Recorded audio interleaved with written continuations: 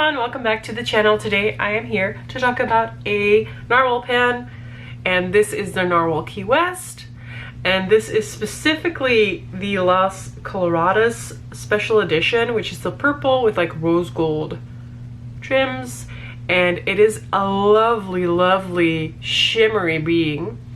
And I've had this pen for a while. I haven't really used it that much, haven't really shot a video about it, and there is a reason to this, and I'll tell you that when we switch a shot. All right, let's go. All right, here we are with a close-up of the Narwhal pen, and this is the Key West model. Now, most Narwhals are piston filler pens. This Narwhal is actually a cartridge converted pen, and it works fine. I do not really have that much of a preference for one or the other. I somehow always ink piston fillers, but I'm fine with all of the filling mechanism basically, although I'm not a big fan of vacuum fillers because they are a pain to clean. Anyway, lovely pen. This finish is absolutely beautiful. It is really fun to look at, and it's super beautiful. Clip is like this gold, rose gold color.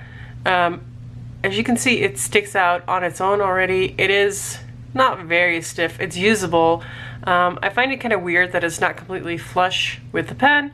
It's not like I've used it a lot, so I don't know where that comes from, but it doesn't make it unusable, so it's fine. Cap band has that patterning that Narwhals have, which is kind of lovely. Not very neutral. It's lovely, but also kind of kitschy. But then with that beautiful purple speckly finish, I really can't complain. This is a looker. Now, I paid about $45 for this pen. I think you can still get it in some places, and I saw that on the Atlas Pen website. It was also on sale, and I think it's a really good buy.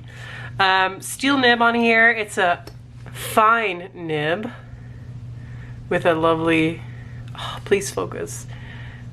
Narwhal nibs have that narwhal on there, and lovely scroll work.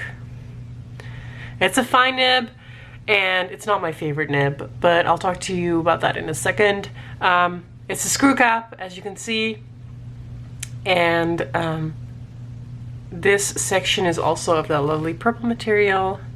Unscrewing the section, you'll see that there's a converter in here. It came with a converter, so you don't have to worry about that.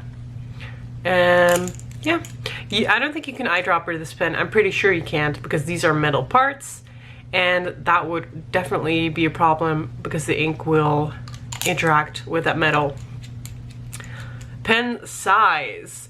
This pen is a decent size. I like how it feels. It's not very heavy, but it's not too small either. It's very middle of the road, and I think it makes it very usable. Posting this pen, you can. It's not super secure. Let me zoom out a little bit. It's not super secure, but you can definitely do it. Makes it top heavy. I would not choose to do this. It makes it really unbalanced, and then it is also still like not secure. I think this pen was not really meant to be posted. Now, for me, this size basically perfect, and for many of the fountain pen users, this will be fine. But if you're a posting person, consider a different pen. This is not the pen for you in the end. Now, as I said, I got a fine nib on this pen, and recently I have a couple of Narwhals, and I quite like their pens, and I like the way they look. But the last two we got, so this one and the Nautilus, they've both been quite dry. So stiff and dry. And if you've watched a lot of my videos, you know that I really enjoy a wetter rating nib. Now, I've had this uncapped for a while, so I didn't start up right away. That's not to blame on the nib. Ooh, what is the exact name? Good question, Marley, good question.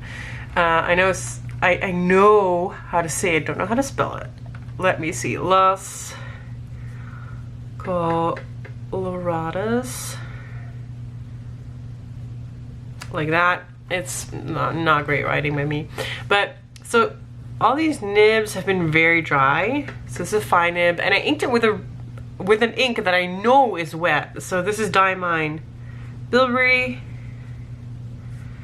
And somehow it's just, I don't like the nib feel. I don't like the way this writes.